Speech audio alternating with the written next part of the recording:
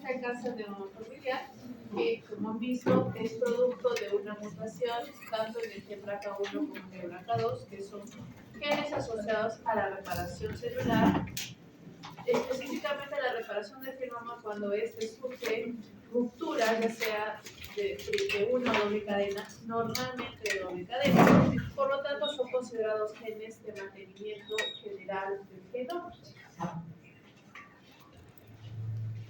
¿Hasta quién está su pasito 10 y 25, creo, no? Chicos, por favor, los que están llegando, apúrense a tomar su pasito, si no se les va a hacer.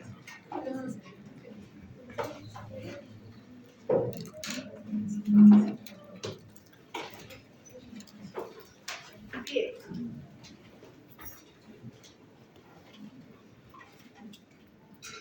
Entonces, en este caso, normalmente el cáncer de mama es relativamente ambiental, es decir, de que puede surgir cáncer de mama sin necesidad de pensar en una mutación per se dentro de la familia, y esto se puede dar por diferentes circunstancias, incluyendo circunstancias de sustancias mutagénicas, efectos físicos como la radiación, algunos otros efectos, especialmente en las mujeres, que es daño a las mamas. Puede ser, por ejemplo, por golpes fuertes u otro tipo de problemas que llevan entonces a un daño tisular y por lo tanto a una reparación errónea del mismo tejido. También puede ser por el uso de ciertos componentes, algunos creen que son por los árboles en los sostenes, por ejemplo, o la producción de estrógenos, que a veces puede ser descontrolada o excesiva. No necesariamente la producción de estrógenos, pero sí el consumo de los mismos, ya que muchos anticonceptivos femeniles trabajan con derivados del estrógeno, progenitores del estrógeno y grandes concentraciones. Y ya sea para anticonceptivos como anticonceptivos orales, ya sean los anticonceptivos inyectables de 3 o 6 meses, ya sea también, por ejemplo, aquellos medicamentos que se utilizan durante la menopausia, que ya no hay una producción de estrógeno y se consume estrógeno externo para evitar los síntomas de la menopausia, pero básicamente este tipo de medicamentos trabajan con dosis un poco más altas de lo que el cuerpo normalmente produciría, generando una sobreexposición que puede llevar entonces al cáncer, ¿no? Y en el caso de las que son ya derivados de problemas genéticos, en realidad corresponden a un 5% de los casos más o menos que van a tener una predisposición mendeliana o autosómica dominante, es decir, como tal o no como autosómica dominante. Como había mencionado, una autosómica dominante a veces puede ser que simplemente se requiere de que la mutación esté presente en una de las cromates para generar un problema, ¿no? En este caso es así. Y normalmente, como todas las células van a tener esta mutación, este cáncer va a aparecer no solo en pacientes con menor edad, también va a aparecer como un problema bilateral y multifocal. Normalmente, cuando ustedes tienen un cáncer de mama ambiental, suele afectar a una de las manos, que suele dar un proceso de extirpación del quisto, de extirpación de la mama en general. Pero cuando tenemos mutaciones como tales, se da entonces una extirpación bilateral, porque las células de ambas mamas son igual de susceptibles a sufrir un cáncer, ¿sí? Lo mismo que hemos visto, por ejemplo, con el fenómeno de los eventos panreumatoblastoma. Ya tienen una mutación correcta. Y finalmente, otro detalle muy interesante es que como estas células todas son las que tienen mutaciones, entonces los factores ambientales normalmente asociados solamente al tejido mamario también van a estar a los otros tejidos, produciendo una mayor probabilidad de la aparición de cánceres como el cáncer ovárico y el cáncer de trompa, que también están directamente relacionados con la producción de estrógeno. Finalmente, vamos a observar que cuando tenemos estas mutaciones, vamos a ver casos ya van a escapar al mecanismo estándar que es una sobreproducción de estrógeno, que va a ser, por ejemplo, el cáncer de mama masculino. Es decir, que a los varones les puede dar cáncer de mama cuando tienen estas mutaciones con una probabilidad más alta, es decir, más del 20% más. ¿Sí? Por lo que en este caso normalmente cuando identificamos estas mutaciones es importante hacer una consejería familiar, porque ya no se trata de que solamente las mujeres estén afectadas, sino que los hombres también pueden afectarse. Este tipo de problemas también suelen aparecer en otras enfermedades como el Lipomeni o el cáncer de gas pus. Luego tenemos lo que es el cáncer de colon hereditario. en sí el cáncer de colon vamos a tener dos enfermedades de ejemplo ahora, que es la polipólisis adenomatosa familiar y el síndrome de Lynch, aunque los mecanismos de esas enfermedades son ligeramente diferentes. En el caso de la polipólisis adenomatosa familiar, estamos trabajando con el gen APC, que en este caso va a tener una pérdida de función GST, que normalmente está asociado a la protección del genoma antes de la replicación, y lo que va a suceder es que va a promover entonces la división celular en una primera instancia de forma benigna. Es decir, lo que vamos a tener va a ser una aparición copiosa e idiopática y no específica de lo que se conoce como pólipos. Pólipos son como unos chuponcitos o unos lunarcitos redonditos que salen útero interno del tejido epitelial. El problema en este caso es de que esos pólipos van a salir en el polo, ¿sí? Van a salir en el tracto intestinal bajo, en el polo, lo que eventualmente van a estar expuestos a daño por el propio tránsito intestinal, por lo que aparte de los pólipos vamos a tener una presencia de daño constante producto de fricción, lo que va a llevar a la reparación de los pólipos y eventualmente la transformación de estos en una malignancia. Es decir, que de entre todos los pólipos que surgen por la poliposis adenomatosa familiar, algunos cuantitos, la gran mayoría no, pero unos cuantos van a desarrollar después malignancia y se va a transformar en un cáncer colonizante, ¿no? Y en este caso, normalmente estos representan el 15% de los casos de cáncer de colon en general, junto con el síndrome de Lynch, porque cáncer de colon también nos puede surgir por otros problemas, ¿no? Por ejemplo, un colon irritable, hemorroides o estreñimiento, que eventualmente lleva a un megacolon, por ejemplo, y que también pueden llevar a este tipo de enfermedad, pero ya son factores netamente ambientales, ¿no? Y en el caso del síndrome de Lynch, va a ser un poco similar a la poliposis adenomatosa familiar, porque va a empezar de la misma manera, con la formación de pólipos, pero estos pólipos van a ser en menor cantidad y con mayor potencial de malignancia, ¿sí? O sea, hay menos pólipos, pero van a tener mayor potencial de malignancia. Y como vamos a tener mutaciones, también se pueden producir pólipos en otros conductos, por ejemplo, endometriales, ¿no? Todos van a tener un cáncer endometrial. Y lo interesante es de que acá en el síndrome de Lynch, los genes afectados por este tipo, que van a tener esta enfermedad, son genes que ya los hemos visto, pero dentro del modelo procariota de la reparación genética. Entonces, si nos acordamos un poco cuando hablamos de la replicación, uno de los pasos finales era la corrección de errores, en donde según el modelo de bacterias, las proteínas MUT-S y MUT-H, que se comportan como una especie de tenazas de cangrejo, pasan a lo largo del genoma tratando de sentir como una cinta derecha hasta que de repente encuentran un pequeño chichón. ¿Qué es ese pequeño chichón? Son los nucleótidos que, como están modificados o mutados, no son capaces de emparejarse correctamente a su complementario, por lo que viene el sistema, los corta, los reconstituye, etc.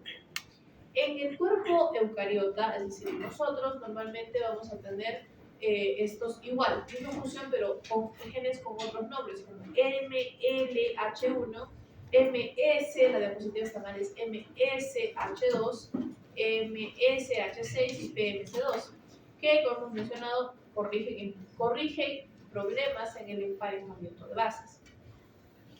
¿Dónde surgen estos problemas de emparejamiento de bases? Suelen surgir en las zonas no codificantes del genoma, conocidas como las regiones satélite, ¿sí? Los lines, los cines, etc.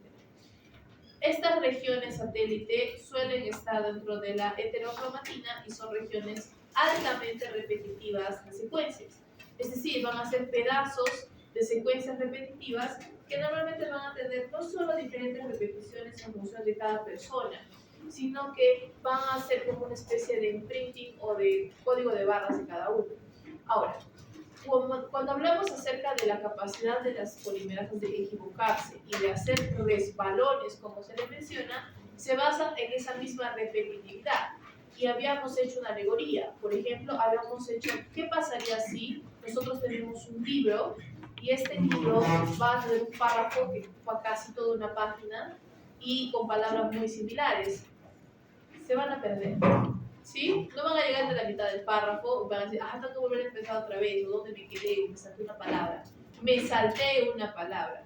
Entonces, nuestros ojos fallan, la polimerasa también puede fallar. Lo que va a hacer es que estructuralmente se la va a pasar sintetizando, por ejemplo, el complemento de ACG, o el complemento de TTG, complemento de TTG, complemento de TTG, complemento de TTG. Y esa repetitividad va a llevar a un problema de optimización en el que al final la polimerasa o agrega un TTG de más o simplemente hace que la secuencia se pase de largo y no copie nada y se pase a la siguiente y como la siguiente es igual, sigue copiando, lo que se conoce como un resbalón, ¿sí? Se olvidó de una palabra o se olvidó de una repetición.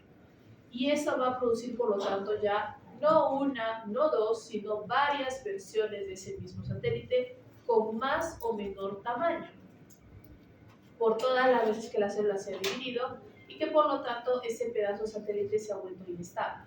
Este proceso se conoce como la inestabilidad de satélite o también MSI+. Y lo vamos a ver aquí. Entonces lo que tenemos acá es un gel de electroforesis, en donde tenemos tres grupos ejemplo, en donde el grupo central, NT, el carril denominado N es una persona normal y el carril denominado T es una persona con inestabilidad MSI1. Podemos ver de que en un principio vamos a tener que cuando amplificamos un satélite en particular, esta persona es heterocigota para el satélite, es decir, que tiene una versión más pequeña que la otra, pero solamente dos versiones, con dos cromátides, es completamente normal, y el tumor todavía respeta esta realidad. También tiene sus dos versiones heterocigotos totalmente normales. Pero ¿qué sucede a medida de que el tumor avanza? Como pueden ver, acá tenemos otro caso con otros satélites, y tenemos, aparte de los dos satélites que ya teníamos en la célula normal, tenemos tres más.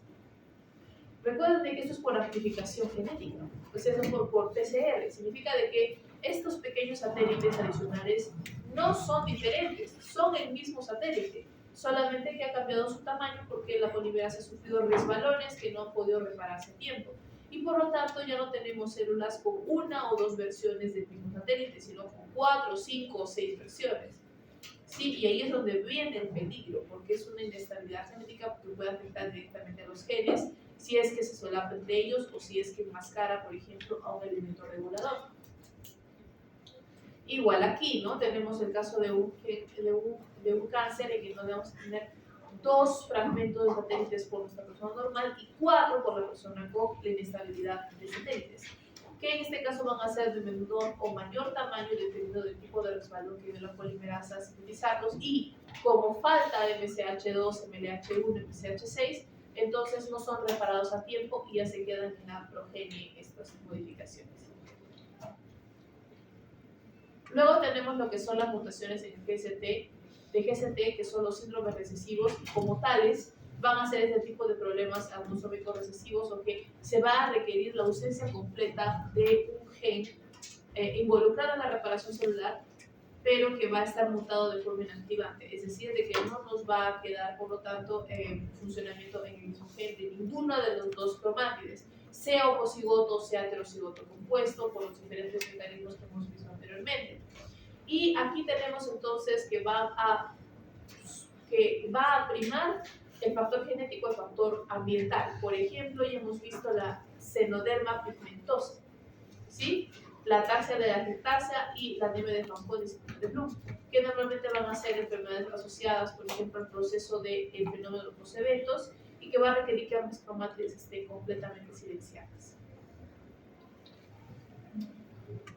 Eso para las enfermedades con origen genético definido.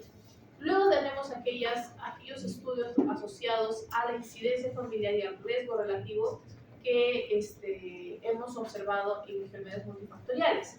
Y por lo tanto tenemos algo muy similar, correspondencia a la estadística de las mismas. Es decir, lo que estamos viendo acá es un cuadro de caja bigote, o bueno, barras, y estas barritas de acá arribita son la variación estándar de qué tipo de cánceres van a tener una mayor probabilidad de aparición cuando tenemos un factor familiar en medio. Es decir, cuando tenemos un progenitor afectado, por ejemplo, la incidencia aumenta en ciertos cánceres dependiendo de su localización, como testículo, el linfoma Hodgkin o la glándula tiroides, ¿no? Mientras que en el caso de hermanos afectados, lo que vamos a entender es que va a predominar la glándula, el cáncer a la glándula tiroides. Es decir,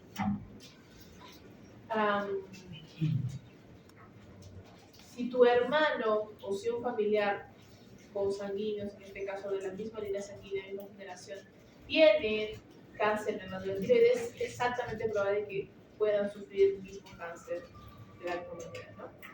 Entonces estamos entrando en estadística y enfermedades multifactoriales. También hay que tomar estos resultados considerando de que en enfermedades multifactoriales el factor ambiental también juega un rol muy importante.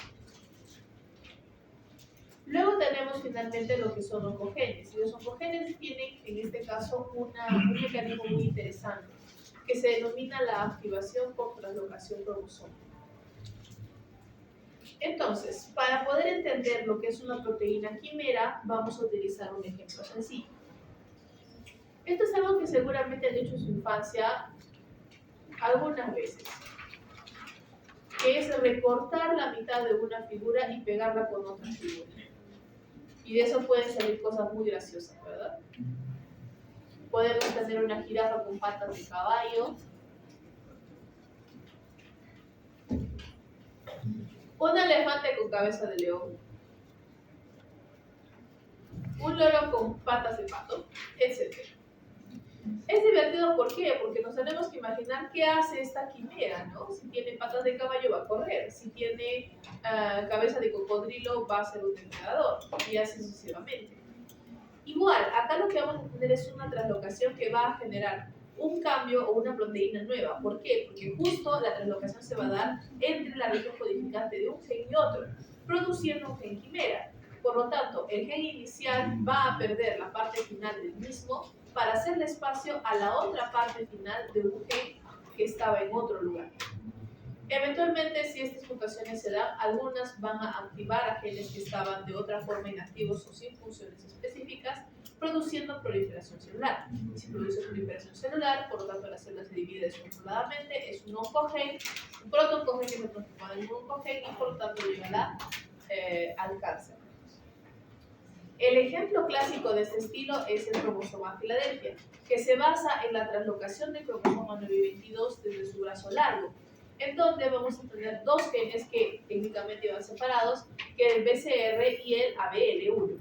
El BCR en sí mismo no tiene gran función, o no se le detectó en su momento, pero el ABL1 es un protooncogen. Lo que va a suceder es de que vamos a tener la mitad de ABL1 con el inicio de BCR, lo que nos va a llevar a que este ABL1 se vuelva activo. Tiene un dominio tirosinquinasa. Por lo tanto, si tiene un dominio tirosinquinasa, estará involucrado en la fosforilación de señales asociadas a la división celular.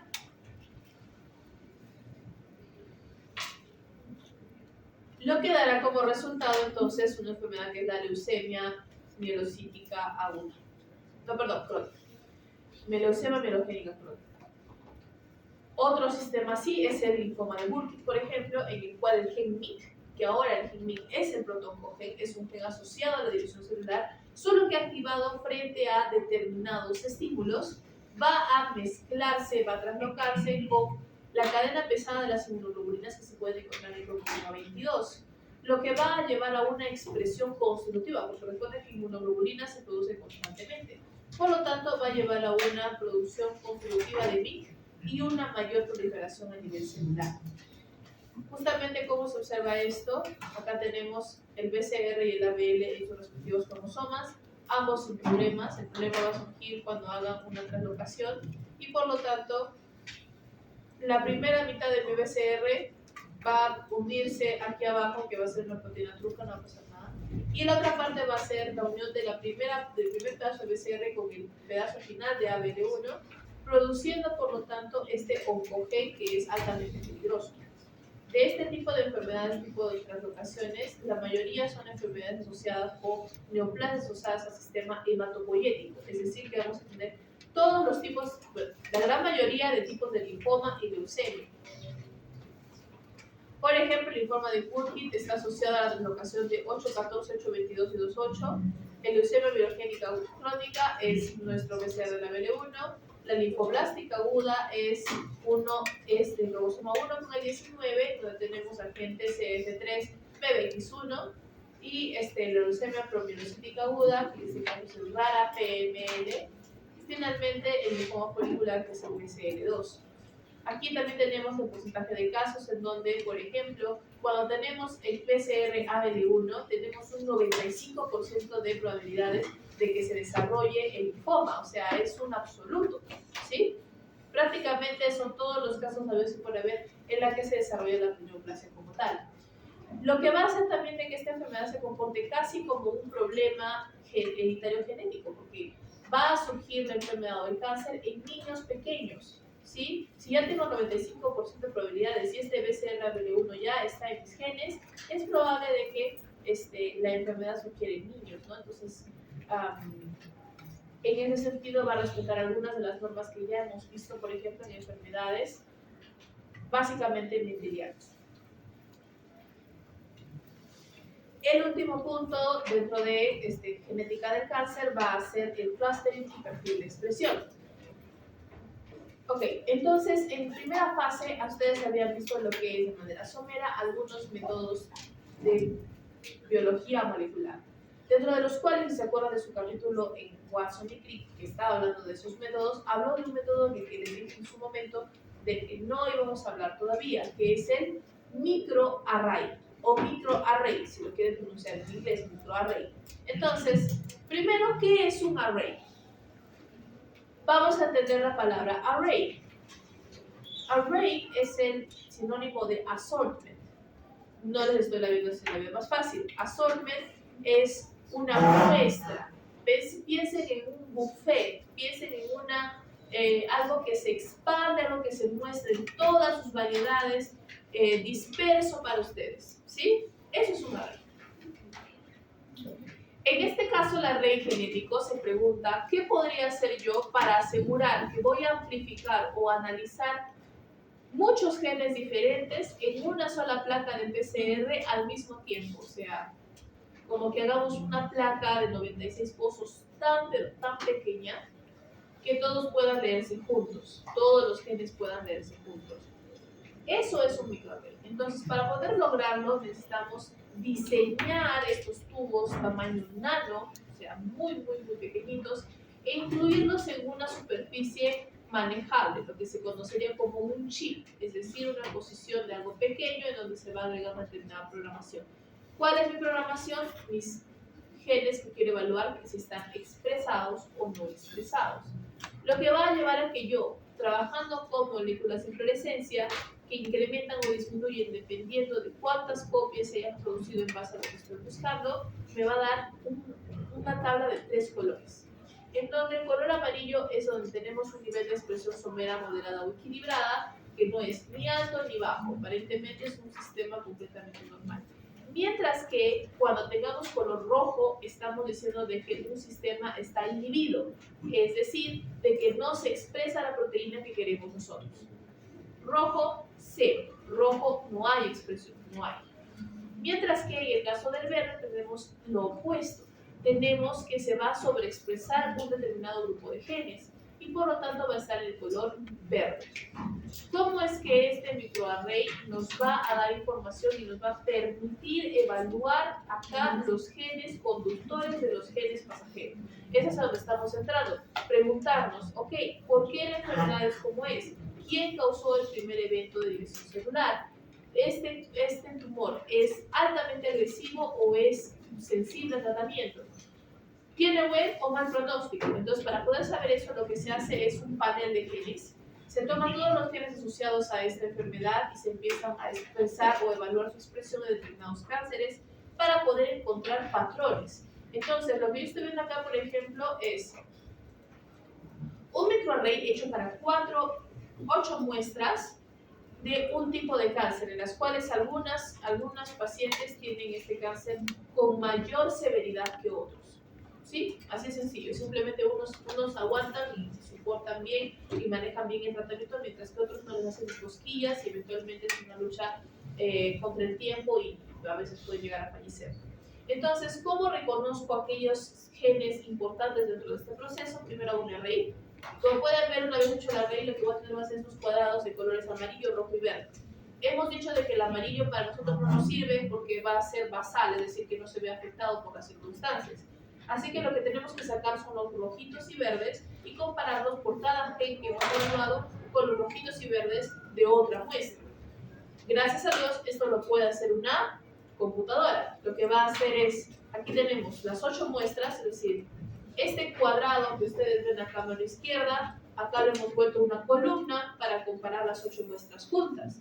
Y el programa lo que va a hacer es borrarme todos los amarillos por fila de G y dejarme solamente aquellas filas que van a tener un color verde o un color rojo y ordenarlas de acuerdo a esos colores, lo que nos da como resultado este pequeño cuadro de aquí, en donde vamos a tener, como hemos dicho, tumor A, es decir, el tumor aparentemente benigno, y tumor B, el tumor con mayor malignancia. Vamos a ver qué muestras asocian a qué tumor. Acá, por ejemplo, el tumor A está a la 2, a la 3, a la 3 y a la 8, mientras que el tumor B es la 1, la 4, la 5 y la 7. Y lo siguiente que vamos a evaluar van a ser los paneles o los genes que hemos analizado en primer lugar. Hemos analizado 100 genes, de los cuales solamente tenemos 13 candidatos. Estos 13 candidatos son los que han demostrado que su expresión no es basal ni normal dentro de estas células cancerígenas. Y lo más intrigante es de que estamos viendo prácticamente un comportamiento opuesto entre un tumor y el otro. ¿Por qué opuesto? Porque vamos a ver que para los genes 1, 25, 27, punto, hasta el 83, o mejor dicho, y el 83, vamos a observar que en el caso del tumor A, especialmente en 4 de las 7 muestras, estos genes están sobreactivados. Es decir, están sobreactivados en el cáncer benigno. O mientras que en el cáncer maligno vamos a tener un rojo completo. Es decir, que ninguno de estos genes está activado en el cáncer maligno. Conclusión, la malignancia podría asociarse a la ausencia de expresión de esos genes. Por lo tanto, esos genes adquieren una importancia dentro del desarrollo del cáncer. De la misma manera, y en el caso opuesto, tenemos verde con rojo. Vamos a tener que las muestras A ahora son aquellas que no expresan estos genes como tales, y la muestra B va a estar completamente en verde. Es decir, de que los genes vistos desde el 22 a 6 hasta 6 genes hasta el 88 van a demostrar que cuando estos genes se expresan hay una mayor severidad del tumor. ¿Sí? Ahí es donde queremos llegar. Hay una mayor severidad. ¿Para qué nos sirve esto? La próxima vez que nosotros querramos evaluar entonces la severidad de una determinada enfermedad en base a su tumor, ya no vamos a hacer todo este trabajo de cero, es decir, ya no vamos a agarrar diferentes muestras, vamos a cambiar esto, nada. Simplemente sabemos de que ahora los genes que yo debo buscar, yo debo evaluar si tienen mutaciones, van a ser los que están en esta tabla porque estos tienen de alguna manera una relevancia, ya sea por exposición. ¿Qué pasó?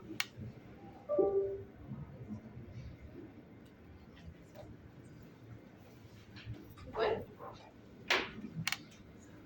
Oh, volvió. Ok. Entonces, ya no voy a hacer esto de cero, lo que voy a hacer es simplemente tomar aquellos genes que ya sé que hay un cambio y observar si han cambiado en esa persona. Entonces, ya tenemos genes candidatos para un panel de genes asociados a cáncer. Ahí es a donde quiere llegar la investigación, reconocer esos patrones para poder utilizarlos en la práctica médica.